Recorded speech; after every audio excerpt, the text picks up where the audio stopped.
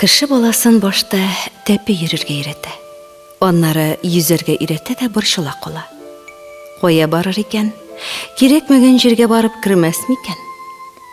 Уйларга да өйрәтсәң, барысы да тәртиптә булыр. Балаларга биргән тәрбияң картлыгыңда үзеңә кайтабыз. Ана мәрхәмәте белән ата кырыслыгы балаларга булган мәхәббәтнең ике канаты дип яза Шәүкәт Галиев. Аталар һәм балалар мәсьәләсе бик борынгыдан килә. Элек шулай иде, хәзер дип сүз башлый күптән үз балаларын аякка бастырган, бүген килеп әби-бабай булган ата-ана. Бала тәрбияләү мәсьәләсенә килгәндә, ике буын арасында еш кына нинди дә булса каршылыкларга юлыгасың, бәхәсләшәсең һәм һәрберсе үзен хаклы дип саный, берсе дә юл бирергә уйламый. Әле үзләре дә балалыктан чыкмаган яшь әти-әниләргә авырга туры килә. Әмма ничек кенә булмасын, гаиләдә бала белән ата-ана арасында җылы дустана мөнәсәбәтләр булырга тиеш. Кеше яшьтәге балалар белән ничек уртак тел табаргасың? Сабый һәм ата-ана арасындагы беренче каршылыклар. Минем яшел төстәге күлмәк киясем килми. Зәңгәр күлмәгемне киям. Монысын кичә кидем инде. 2 көн рәттән бер үк күлмәктә йөрмим. Кызым, зәңгәр күлмәгеңне яңа юып куйдым. Әйдә инде, кояшым, киреләнмә. Балалар бакчасына соңлыга калабыз бит. Әйдә, алайса менә бу кып-кызылын ки. Роза чәчәге кебек булырсың, менә колготкаңны да ки. Юк, миңа зәңгәр күлмәк кирәк. Кызылын да, яшелен дә кимим, колготки да кимим, җәй көне эссе була, бер нәрсә дә кимим, бакчага да бармыйм дип, Лилия кулындагы киемнәрен өстәлгә ыргытты да, иреннәрен турсайтып, караватына барып ятты. Шул ук минутта сабый баланың күзеннән бар дөньяга ачулы күз яшьләре атылып чыкты һәм ул тыела алмыйча үксеп еларга кириште. Мондый хәл балалар бакчасына җыенганда көн дә иртән диярлек кабатлана. Ләйсән 3 яшьлек кызы Лилия белән инде нишләргә белми. Тыныч холыклы, ягымлы кызчыгын соңгы арада алыштырып куйдылар менә. Киреләнә, юктан сәбәп табып елый, тиккә генә кәефе төшә. Яңа иртән пешкән бутка ашамый, хәтта бер сәбәпсез киреләнергә дә күп сорамый. Ана баласына яхшылап та аңлатып карый, бераз тиргәп тала, әмма Лилияның холкы гына бер дә яхшы якка үзгәрми. Кризисның төп билгеләре. Әйе, кеше яшьтәге балалы гаиләгә әлеге язылган ишрак яхшы таныштыр. Чынлап та, нигә бу яшьтә сабый баланың холкы үзгәрә? Ул киреләнә башлый. Һәм бу ишракта ата-анага нишләргә? Психологлар раславынча, балаларда яшьләрне карап 3 төрле кризис чоры була. 3 яшьтә, үсмер һәм урта яшьтә. Сабыйга 3 яшь тулгач иң авыр куркыныч чор үткән төсле тоела. Чөнки йокысыз төннәр, минут сайын биләүләр юу, булар барысы да артта калды. Әмма йокысыз төннәр, ватык уенчыклар баланың көне буе үз сүзләнеп йөрүе белән алышына. Сабый юк кына нәрсәгә дә үпкәли, үрсәләнеп елый. Менә шушы була инде 3 яшьнең кризисы. Бу кризисны бала да, аның әти-әнисе дә бик авыр кичерә. Бары сәбәп менә нәрсәдә? 3 яшькә кадәр нарасы үзен әнисе белән бер бөтен итеп тоя. Аннан соң инде ул аерым холыклы, мөстәкыйль кеше икәнен аңлый башлый. Бар ата-ана да бу мөстәкыйльлеккә әзер булмый. Аны чынга кабул итми. Шуңа да бала үз сүзенә елап киреләнеп ирешә башлый. Бу бигрәк тә балага ни эшләргә ярый, нәрсә ярамаганын аңлатканда сизелә. Психологлар бу кризисның берничә билгесен күрсәткәннәр. Олыларның бар тәкъдименә дә бала юк дип җавап бирергә ашыга. Бу тәкъдим нинди булуга карамастан, шуңа да бала хәтта үз теләкләренә каршы килеп, барысында киресенчә эшли.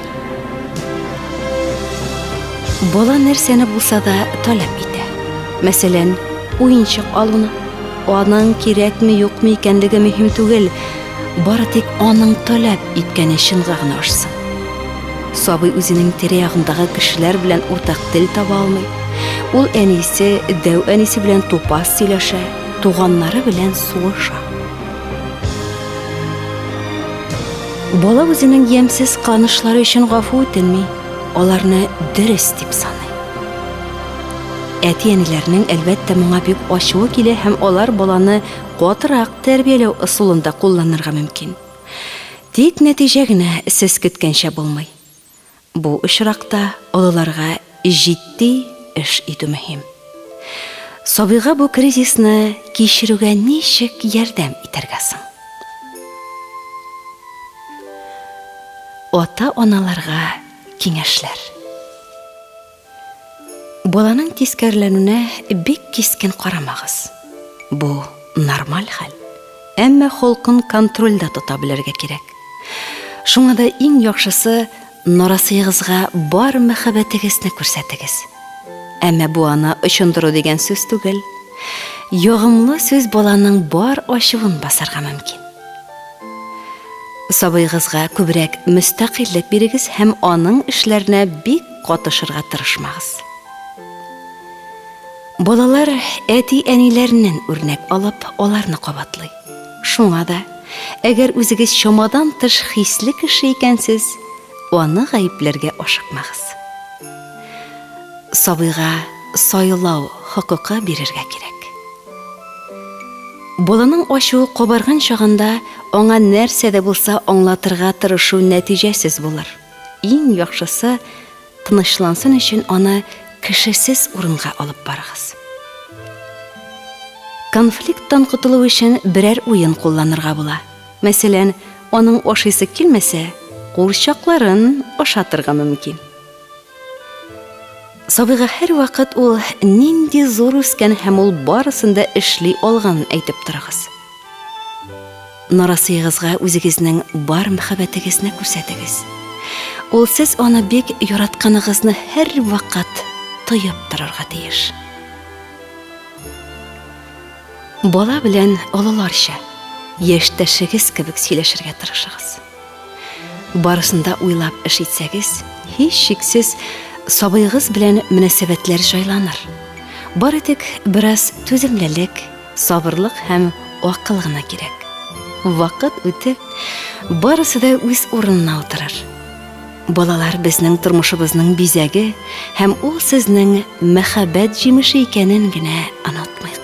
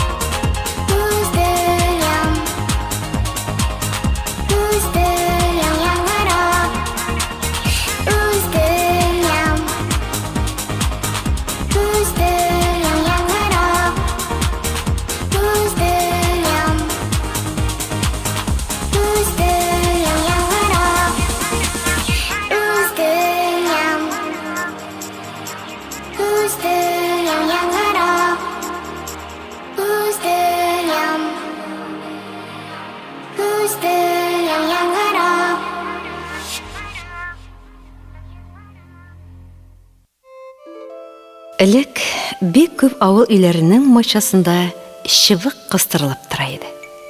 Әйтерсең, ул шуннан гына ярамый дип мораль укый. Инде ярамый торган эш кылсаң, шул чыбык яисә кышыткан сине тиз генә укытып ала һәм аларның әшесен онытканчы тәртип турында исеңнән чыгармыйсың. Шагыйрь язганча, ул заманда 7-8 баланы башка төрле тәрбияләп булмагандыр да. Вакыт үткән саен теге чыбыкның авторитеты югалды, урыны түрдән төште. Хәер, гаиләләрдә балалар саны да азайды. 1-2 баланы сүз белән генә дә тәрбияләп булыр кебек. Шулай да кайбер чакта аз гына булса да кул көчендә сиздереп алырга туры килә. Әмма сугу белән сугуның да аермасы бар шул. Без әледән-әле кайбер ата-аналарның үз балаларын рәхимсез кыерсытканы турында ишетеп яисә күреп торабыз. Бит оясында ни күрсә, ышканында шул булыр дип юкка гына әйтмиләр. Кечкенәдән күп физик җәза татыган балаларның бик азыгына нормаль кешеләр булып үсүе сер түгел. Аларның байтагы үзләренең гаиләләрен коргач та ата-аналарының тәрбиясен кабатлый. Гомумән, рәхимсез җәзалауны тәрбия төре дип әйтеп буламы? Электән килгән йола буларак, без үскәндә дә өйдә чыбык кыстырылып тора иде. Әмма аның булуы балага сугу дигән сүз түгел. Мәсәлән, үзем шаян булсам да миңа эләкмәде ул. Чыбык ул үзенә күрә куркыту, тәрбия алымы булып торгандыр. Баланың барлыгын күрә һәм тыңламаган очракта эләгәсен дә белә. Балаларга сугуга мин каршымын. Сугу ул тәрбия чарасы түгел. Үземнең балаларга бер тапкырда сукканым булмады. Әбием әйткән сүзләре гел хәтердә. Баланың башына, аркасына бер кайчан да сукмагыз. Тәненә кул күтәрмәгез. Гынах санала. Балага җен кагыла. Ахыр чиктә арт ягына кулыгыз белән кагылып кына алыгыз диде ул. Җен кагылмагандыр. Әмма кешенең аурасы дигән төшенчә бар. Галимнәр исбатлаганча, суккан кешенең начар энергиясе балага күчә һәм аның уңай эмоцияларын юкка чыгара. Әйе, балага рәхимсез кешеләр дә бар.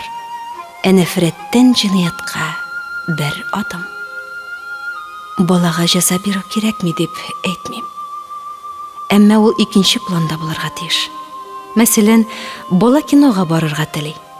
Ата-анасы моның өчен берәр бирем үтәтсен, оннары тикшерсен. Бала кушкан эшне башкармаган икән, димәк бармый. Эшләгән икән, ул чагында ата-ана да үз вәгъдәсен үтәргә тиеш. Алар үз сүзләрен үтәмәсә, бала икенче юлы тыңламаска да мөмкин. Ягъни баланы тыңлатам дисәң, таләпчән булырга һәм үзеңә үрнәк күрсәтергә кирәк. Чөнки балалар читтән нык күзәтүчән була һәм әтисе белән әнисенең мөнәсәбәтенә карап тәрбия ала. Баланы тәрбияләүдә аның сәләтләрен ачыга зур игътибар бирергә кирәк. Төрле түгәрәкләргә йөрсен. Шул чагында аның урамда йөрергә һәм тәртип бозарга вакыты калмаячак. Сез тере мәшәкатьләрем, көенү борчуларым. Кайчак уйлатып куясыз уйларның моңсуларын. Иң дәү шатлыкларым сез, тормышым куанышы, көч-куәт бирүчеләрем, күңелем юанышы. Гомеремнең ясы бит сез. Яшәүм яме сездә, яз ямьлерәк булган саен яктырак була көзләр.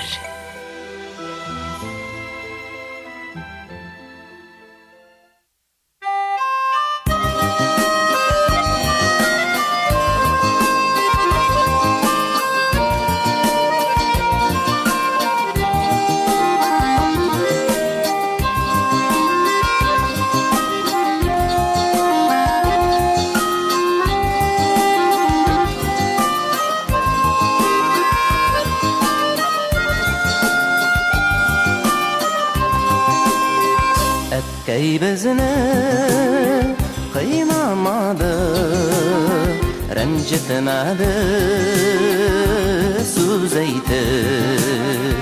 Оннан қалған қалшыбығы аман тұра кисәтіп. Байғылардан, афәтләрдән йырақ тұр сені бала. Қырын эшләгәнче азағын син шамала. Тәүфиқлы болый бала.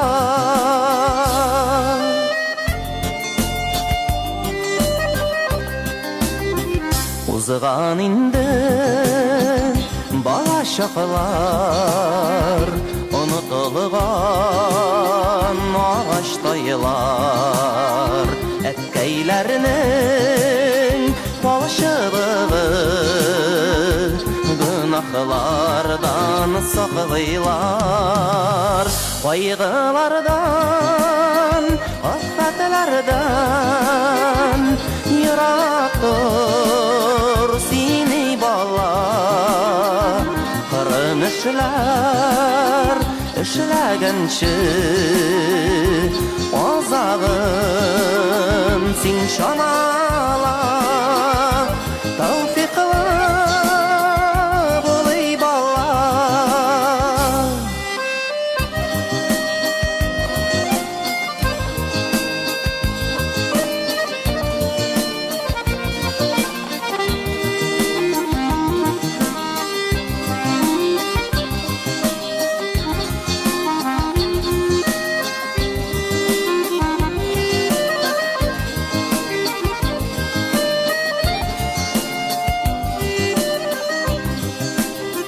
Талшыбықлы матчаларыны басмасын қайғы еді.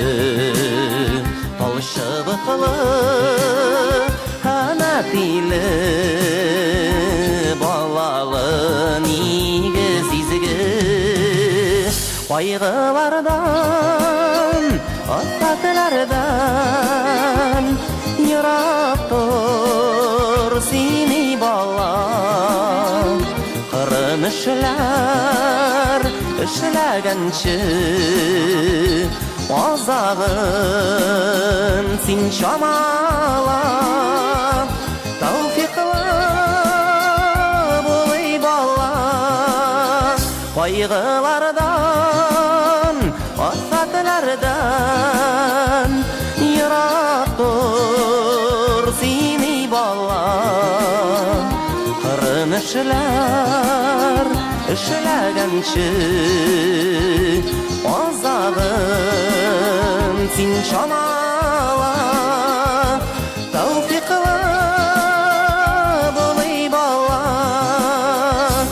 Тәүфиқлы болый бала.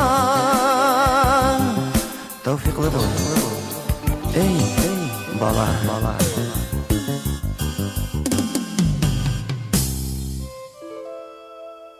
Балалардағы қорқу нәрсә ул? Ул нидән килеп чыга һәм аны ничек җиңәргә була? Балаларда қорқу сәбәпләре күп төрле. Үз тәҗрибәңә нигезләнгән қорқулар була. Мәсәлән, баланы эт тешләсә, ул эттән курка башлый. Һәм бу қорқу гадәттә гомер буена кала. Белмәгәнлектән килеп чыккан қорқулар. Бала әле кечкенә булуы аркасында чит кешеләр янында үзен ничек тотарга белми. Шуңа күрә чит кешеләрдән курка. Олылар тарафыннан сеңдерелгән куркулар. Сүз тыңламасаң, әнә теге апага бирәм сине. Тәртипсезләнсәң, милиционер алып китә үзеңне һәм башка. Булар турыдан-туры янаулар түгел. Һәм әлбәттә бер кайчанда тормышка ашырылмыйлар. Әмма сабый күңеленә әлеге янаулардан да ныграк куркытучы сүзләрне сеңдерәбез. Һәр көн, даими рәвештә. Урамга бер үзең чыкма, югалырсың. Урам аркылы чыкма, машина астына керерсең һәм башка сүзләрне тукып торудан балада көчле курку хисе барлыкка килә. Шуның өстенә балага әнисенең, әбисенең куркулары да күчә. Мәсәлән, бала егыла да тиз генә сикереп торып йөгереп тә китә. Әмма курыккан әнисе баланы кочагына алып, дулкынланган, куркынган тавыш белән: "Авыртмадымы? Бик авыртамы? Тезеңне бәрмәдеңме? Мин сиңа йөгермә, егылырсың, кулыңны, аягыңны сындырырсың" дип 100 мәртәбә әйттем бит инде дип тукый башлый. Әнисенең йөзенә курку чыккан, тавышы калтырый һәм бала елый башлый. Авыртудан түгел, бәлки куркудан. Ул әнисе курыкканга күрә курка. Бала үзе уйлап чыгарган куркулар. Булар төрледән төрле убырлы карчыклар, җиннәр, бабайлар, бармалиялар, букиләр. Бер мультфильмда күрсәтәләр бит. Нәни кыз буки ясый да үзе үк шуннан курка башлый. Артык нык кайгыртучан әтиянинең баласы гадәттә шундый нәрсәләрдән курка торган була. Әгәр дә баланы көткән төсле көтәләр икән, барлык күңелсезлекләрдән, авырлыклардан саклыйлар. Тышкы дөнья белән мөстәкыйль аралашырга мөмкинлек бирмичә, тере эмоциялардан мәхрүм итәләр икән, бала үзенә кермәгән эмоцияларны үзе барлыкка китерәчәк, ягъни фантазиясе куркынычлар уйлап чыгарачак. Әнисеннән аерылу куркынычы.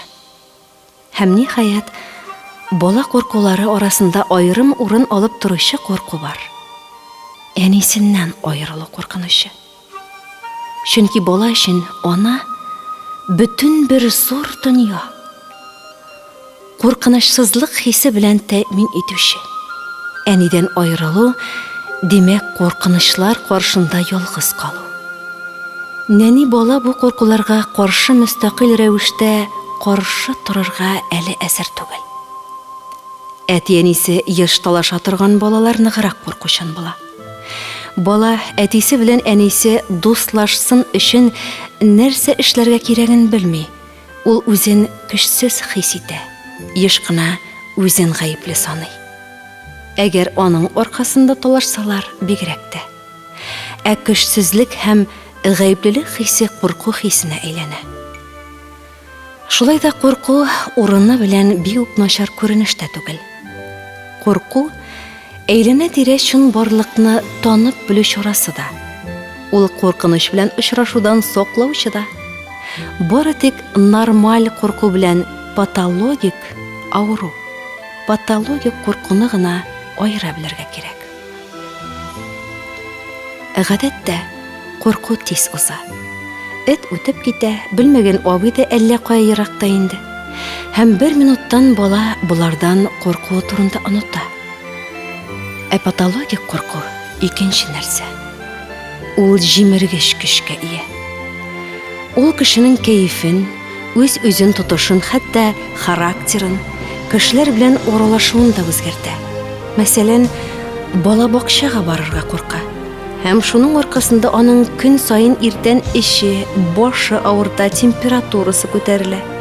Әгәр дә курку баланың физик һәм психик үсешенә зыян китерә икән, махсус белгеч, табиб яки психолог ярдәме таләп ителә. Курыккан өчен баладан көләргә, оялтырга кирәкми. Иң яхшысы, бала үзе курыккан нәрсәнең рәсемен ясасын. Аннан соң бергәләп бу рәсемне тикшерегез. Куркыныч булмасын өчен рәсемне ничек үзгәртергә мөмкин? Зуррак балалар куркыныч хәлләр, ужастиклар сөйләп, бер-берсенә курку хисен җиңәргә ярдәм итәләр. Бала иптәшләре белән никадәр тыгызрак аралашса, аның куркулары да шулкадәр азрак була. Бу расланган факт. Мәктәптән курку. Куркулар сабый чак үзенчәлеге генә түгел. Балаларда мәктәптән курку тойгысы да еш очрый. Алар дуслар таба алмый интегә, укытучы кушканны эшли алмам дип курка. Бу вакытта тизрәк ярдәмгә ашыгырга тырышмагыз. Дуслар тапса, балагызны мактагыз. Тормышта дуслык күбрәк кирәк икәнен аңлатыгыз. Үй эшләре күп һәм читен икән, бу әле сез аны бала өчен эшләргә тиеш дигән сүз түгел.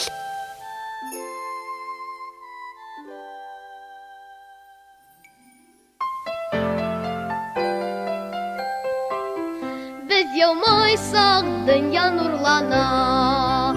Без елмайсак, безгә күзен кыса кояш. Елмай син очраган һәр кемгә. Шат күзләр һәм елмаю тик булыр юлдаш. Син елмайган арада болытлар бик кара. Шикерткә дә сыздырып бер җырлап ала. Елгалар һәм диңгезләр башланалар иңештән. Дуслык тикелеш йөзләрдән башлана. Елгалар һәм диңгезләр башланалар иңештән. Дуслык тикелеш йөзләрдән башлана. Без елмайсак кырыс болытка. Яңгырларны һәм яшенне ул оныта. Йоклаган урманда уяна. Һәм сузак кулларны улга безгә таба.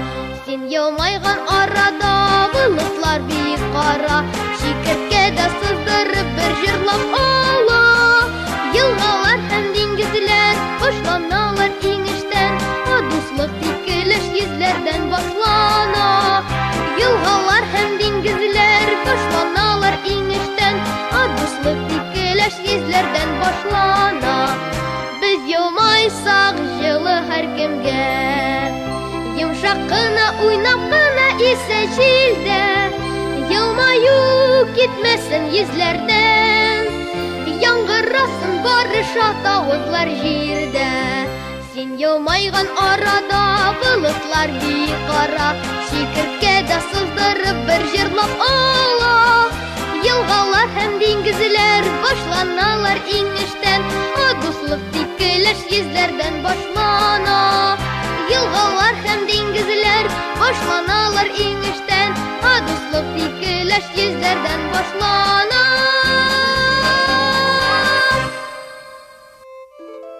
Кечкенә баланың борчулары да кечкенә дип ялгышмый әле. Иң беренче чиратта бала ул шәхес. Шәхес исә гел үсеш, үзгәреш кичерә. Бала үз мәшәкатьләрен үзенчә хәл итәргә омтыла икән, ата-ана аңа булышырга, күңелен кайтармаска тиеш. Кайбер ата-аналар теге яки бу сәбәп белән акрын кыймылдаучы балаларына шул баланың ялкаулыгы дип аның күңелен яралыйлар. Өстәвенә укытучылар да аны гел ялкаулыкта, пассивлыкта гаеплиләр. Бала бу хәлдән чыгу юлын белми. Ул үз эшенә йомыла. Үзенә тагылган гаепне авыр кичерә. Шул сәбәпле һәр яңа эш яки яңа бурыч каршында югалып кала. Ул үз көченә ышанмый башлый һәм ахыр чиктә әз генә авыррак булган эштән дә баш тарта. Шулай итеп, балада пассивлык башлана. Моны булдырмас өчен ниләр эшләргә кирәк соң? Менә сезгә кайбер киңәшләр. Балагыз белмичә бер ялгышлык эшләсә, булай булгач сине алдагы тормышта бик авыр көннәр көтә дип авыр сүзләр әйтмәгез. Баланы түбәнсетмәгез, уялтмагыз. Баладан көлеп һәм аны кимсетеп тәрбия эшендә ерак китә алмассыз. Мәктәп хәлләре һәм баланың дус эшләре белән кызыксыныгыз. Чөнки балагыз нәкъ менә мәктәптә һәм иптәшләр арасында тормышның беренче мөһим адымнарын ясый. Син бәләкәй әле, сүзгә катышма дип кешеләр алдында баланы кимсетмәгез. Яшьтәшләре белән һич кайчан чагыштырмагыз. Балагызга карата камчы калач ысулын кулланмагыз. Усал булсагыз, балагыз сездән курка башлаячак һәм күп нәрсәне яшерәчәк. Улыгыз яки кызыгыз каршында матди һәм рухи мәсьәләләр турында сөйләшмәгез. Сезнең өчен ул вакытлы проблема булса да, сабый күңеле андый сөйләшүләрне җиңел генә кичерә алмый.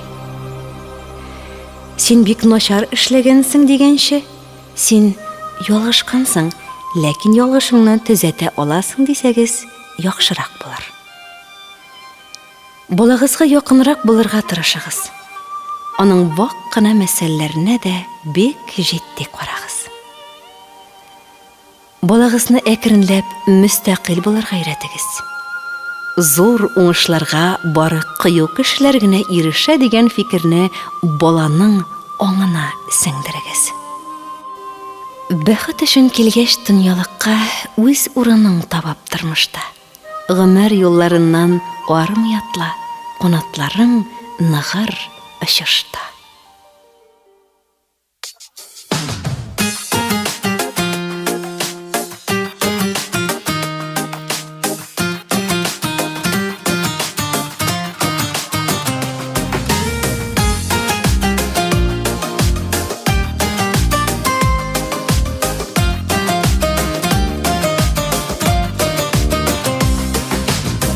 Эшкерсез елмаюларың жанға дауа, ягымлы һәр сүзің жанға балдай тама. Син шатлыгым, куанышым, бердән берем. Синең өчен яшим балам бу дөньяда. Сәламәт бул балам, гомерле бул балам, акыллы бул, тәүфиклы бул, бәхетле бул балам. Сәламәт бул балам, гомерле бул балам, акыллы бул, тәүфиклы бул, бәхетле бул балам.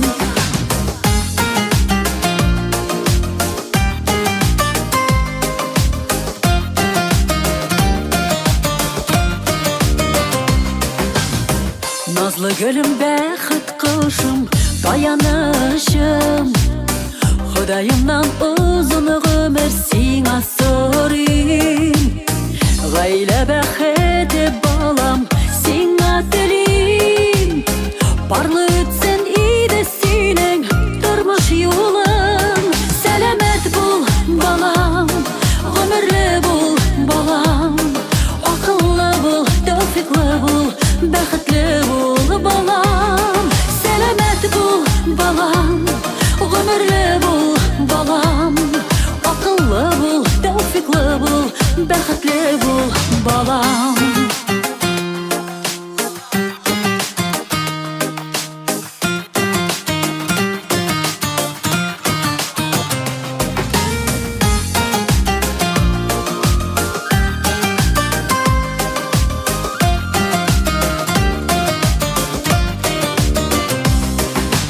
Син булганга мин көчлемен бу дөньяда.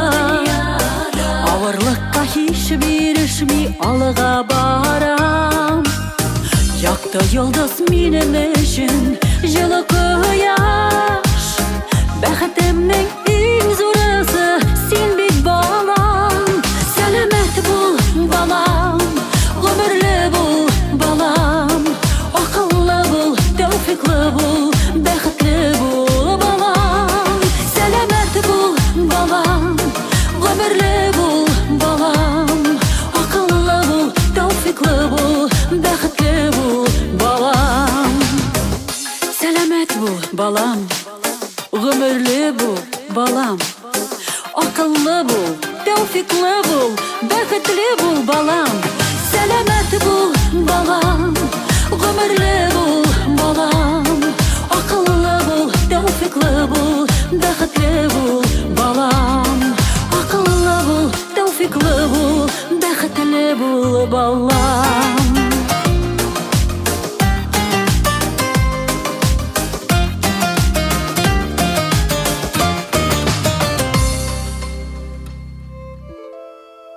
Алтыным да син диеп, ялкыным да син диеп, үстерәм бәпкәемне иркәләп сөеп. Улыкаем син минем, колынкаем син минем, юлыма нур сибүче аем син минем.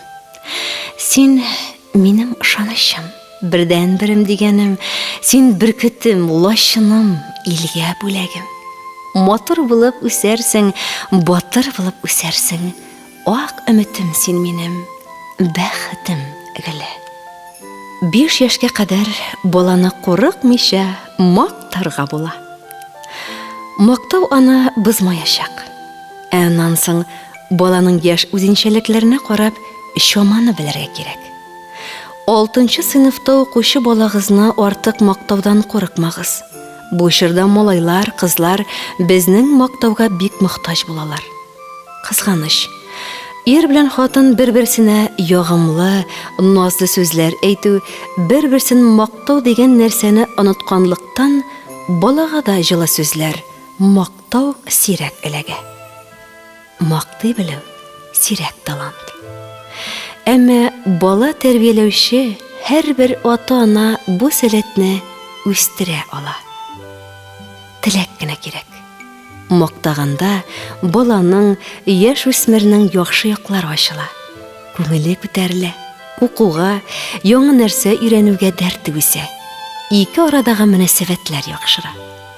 Әгәр сезгә балачакта мактау аз эләккән икән, үзегез ата-ана булгач, бу хатаны балаларыгызда кабатламагыз. Аларны ешрак мактарга тырышыгыз. Тора-бара юмарт мактауыгыз үзегезгә яхшы ягы белән әйләнеп кайтачак. Әлбәттә, мактау урынлы булырга тиеш. Балагыз укуда уңышка зур көч барабарына, тырышлык куеп ирешкәндә, мактау хуплау килешә.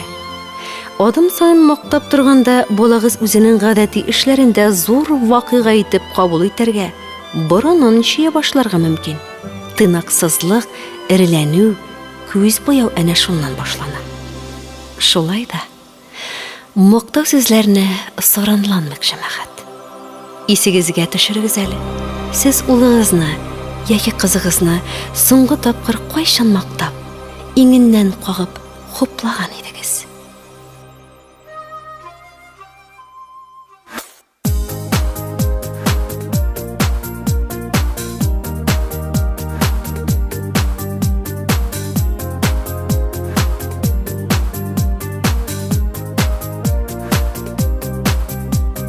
Тормыш яме, яшәү тәме балаларда икән бит. Бәхет шатлыгыбыз булып, балам тизрәк үсеп җит. Җан җылымны тоеп яшим, сизәм йөрәк тибешен. Сөю сәгъдәт бакчасыннан, Ходай биргән җимешен.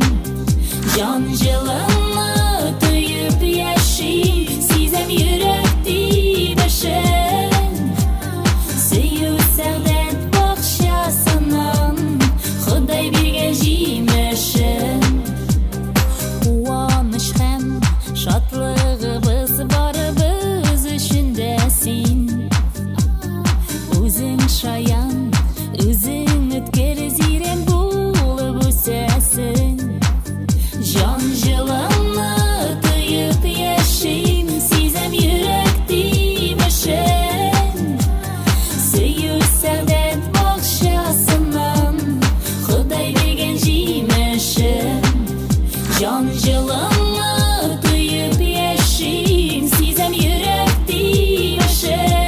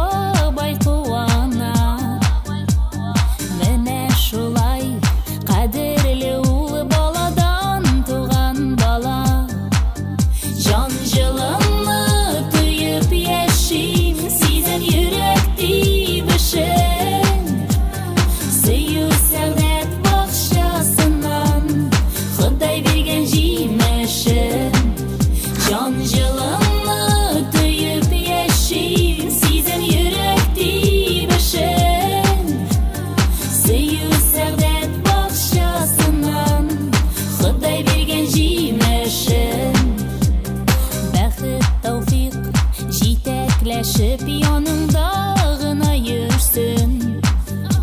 Сау сәламәт булып син Ходаем гомер бирсен. Жан җылыңны тоеп яшим, сизем йөрәк тибешен. Сөю сәгъдәт бакчасыннан Ходай биргән җимешен. Жан җылыңны тоеп яшим, сизем йөрәк тибешен. Сөю сәгъдәт бакчасыннан Ходай биргән җимешен. Жан җылыңны тоеп яшим, сизем йөрәк тибешен. Сөю сәгъдәт бакчасыннан Ходай биргән җимешен. Сөю сәгъдәт бакчасыннан Ходай биргән җимешен. Хөрмәтле радио тыңлаучы, якын дусларыбыз, әле сез Бала күңеле пыяла исемле тапшыру тыңладыгыз. Материаллар Дөньяда сүзем калыр китабыннан һәм Юлдаш гәзитләреннән алынды. Һәм Әлфия Сиддикова, Фирая Зияттинова шигырьләре кулланылды.